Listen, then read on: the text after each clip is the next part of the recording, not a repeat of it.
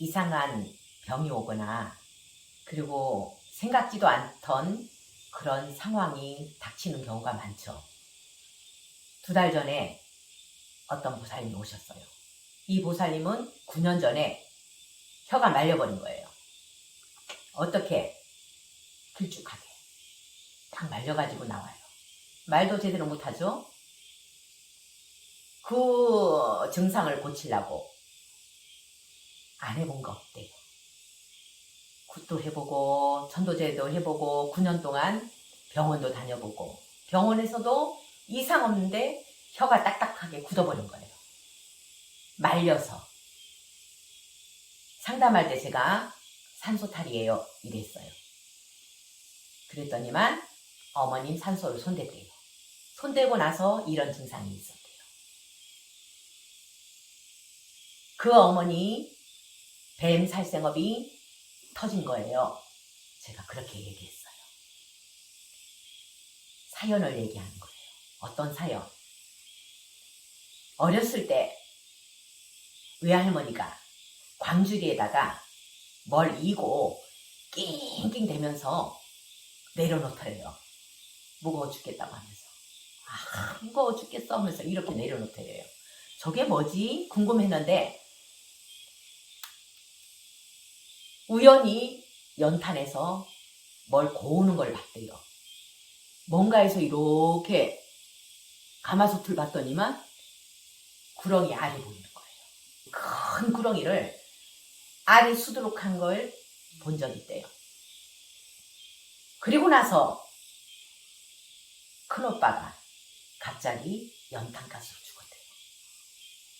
그걸 고아서 아버지에게 먹이고 나서 큰오빠가 연탄가스로 죽고 충격을 받은 이 어머니는 심장병이 생긴 거예요.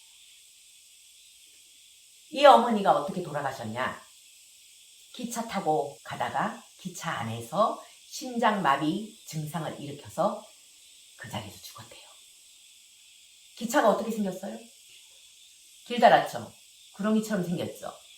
분명 터널을 통과할 때 이 마비 증상이 나타난 것 같아요.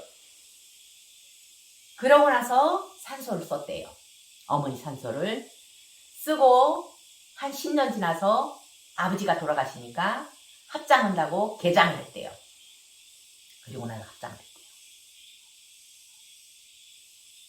이 보살님은 합장했다는 소리를 나중에 들었대요. 며칠 지나서 동생들이 합장했다는 거를 듣는 순간 섬뜩하더래요. 그때부터 굳어버린 거예요. 혀가 이렇게. 자, 천도제를 했죠. 하고 나서 다음날부터 혀가 부드러워지기 시작하더래요. 한 달 보름 후에 여기를 왔는데 다 펴진 거예요. 기가 막히죠. 이 보살님은 그 어머니의 구렁이엄만 있는 게 아니고 10년 이상을 어느 절에서 공양주 보살을 했대요. 그 절에서 공양주 보살을 하면서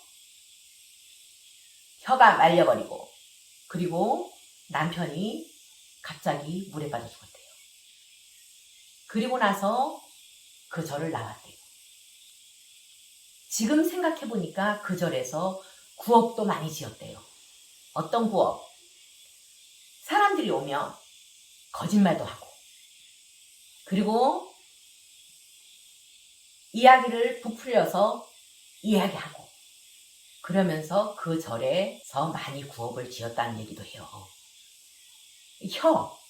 혀의 이상은 구업으로 오는 경우도 있고 아까처럼 구렁이, 업이 발동돼서 하는 경우도 있다고 보여져요. 지금. 자, 이 보살님 혀가 펴졌죠? 이제는 딱딱하게 굳은 게 부드럽게 됐대요. 자, 이 보살님이 9년 동안 굳어있던 혀가 펴진 그런 신기한 경험을 했잖아요. 그러고 나서 스님 말씀대로 이젠 살겠어요 하고 방생비를 마련하려고 자기가 열심히 노력해서 돈을 벌어서 방생을 해야 더 가피를 볼 것 같은 생각이 들어서 방생비를 마련하려고 양파 작업을 다녔대요. 노인네들 이렇게 할머니들 양파 이렇게 고르고 다듬고 이런 일을 하는 거 있죠. 밭에서 땡볕에서 그게 하루 일당이 15만 원이에요. 그 양파 작업을 다니는데 어느 날 그 유치원 버스 노란 유치원 버스에 할머니들을 싣고 16인승 버스인데 18명이 탔대요. 거기에 인부들을 싣고 가다가 교통사고가 난 거예요. 지금 다 병원에 입원했대요. 혼자만 돌아다니고 있는 거예요. 혼자만 타박사는 거예요. 천도제하고 샤워하는 꿈을 꿨대요. 샤워. 업장손을 대는 꿈이죠. 이 보살님이 9년 동안 혀가 굳어서 고쳐보려고 여기저기 돌아다녔는데 어느 절을 갔대요. 이 사례를 얘기해야 되겠어요. 어느 절을 갔는데 천도제 비용을 500만 원 받더래요. 500만 원 받아서 천도제를 했는데 남편이 바람 못 피우게 하려고 혀를 굳게 만들었다고 하더래요.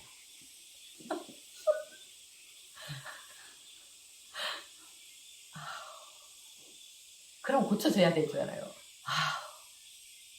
그래서 치료 안 되니까 거기를 안 갔대요. 안 가니까 협박 전화가 온대요. 또 와서 하래요. 고칠 때까지 하래요. 유명한 유튜브 하는 그런 절이에요. 세상에 남편 죽고 나서 1년 만에 이런 혀가 굳어버린 현상이 있어요. 근데 어떻게 남편 탓을 해요? 이렇게 우리는 잘 모르면은 이치적으로라도 맞아야 될 거 아니에요. 이치적으로 맞는지 안 맞는지를 생각하고 그런데 속지 말아야 되죠.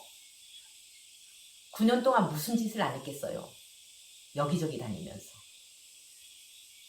이 보살님은 그래도 공양주 보살 하면서 구업을 많이 지었다는 것을 참회하고 지금은 복을 많이 짓겠다고 그렇게 결심하더라고요. 이렇게 살다 보면 이상한 일들이 많이 벌어져요. 희귀병에 걸린다든지 아니면은 엉뚱한 일, 이상한 일을 당한다든지 이럴 때는 아무데나 가지 말라는 거예요. 이치적으로 따져보라는 거예요. 혀가 말렸으니까 이게 뱀업이겠다. 그리고 산소를 손대고 나서 바로 이런 증상이 났으니까 산소 탈이다. 이거 추리해서 알 수 있잖아요. 이제까지 상담하면서 천도제 하면서 산소탈 난 경우를 많이 봤어요. 우리가 부모님을 생각해서 아버지 돌아가시고 나서 어머니 먼저 돌아가셨으니까 합장해야지 해서 개장을 하잖아요. 그러면은 엄청난 일이 벌어질 수도 있다는 거예요. 산소는 함부로 손대는 거 아니에요. 아예 화장하는 게 낫겠죠. 괜히 나중에 산소 손대서 탈이 나지 말고. 어떤 집이 있었는데 부친이 간경화로 젊어서 죽었어요. 그래서 산소를 썼어요. 그리고 나서 화장해가지고 나중에 강에 뿌린 다음에 어떤 일들이 벌어지냐. 모친이 쓰러지고 자식 넷이 있는데 바로 이양, 혈액암, 자궁암, 유방암 걸린 집도 봤어요. 그 부친의 업이 터진 거죠. 간경화니까 개살생업이겠죠. 산소를 개장하면서 바로 업이 터져버린 거예요. 업이 그때부터 활동한 거예요. 그 산소 안에는 부친만 들어있는 게 아니에요. 부친의 육신만 들어있는 게 아니고 업들도 같이 들어있으면서 부친을 붙잡고 있는 거예요. 꼼짝 못하게. 근데 산소를 딱 개장했다. 그럼 업이 그때부터 활동하는 거예요. 호리병 속에 귀신을 가둔 다음에 뚜껑을 딱 닫아가지고 천년 지나서 누가 뚜껑을 열었어요. 그러니까 그때부터 그 귀신이 활동하는 그런 만화 영화나 이런 걸 본 적이 있죠. 똑같은 위치예요. 산소 개장하는 것도. 그래서 산소를 손대려면은 미리 천도제를 하든지 아니면은 지장보살 모능경을 100일 동안이라도 읽어서 이 분을 천도시키고 나서 하면은 탈이 없어요. 근데 아무런 조치도 안 하고 함부로 손대다가 집안이 망하는 경우를 많이 봤습니다. 근데 그 지장보살 보능경을 그 가족 중에 아무나 한 분이 하시면 되는 건가요? 네. 이 산소의 주인을 김누구누구의 원한들의 해탈을 위해서 이 경을 읽습니다. 원한들이 같이 그 무덤 안에 있으니까 이 원한들을 풀어준 다음에 손대면 아무런 문제가 없다는 거예요. 합장은 왜 안 되느냐? 살아 계실 때 두 분이 사이가 좋으면 합장에도 별 탈이 없어요. 그렇다고 완전 탈이 없는 건 아니에요. 별로 탈이 없었다는 거죠. 근데 사이가 나쁘거나 난 이 배기 싫어 맨날 싸웠잖아요. 그러면은 합장하면은 100% 탈이 있어요.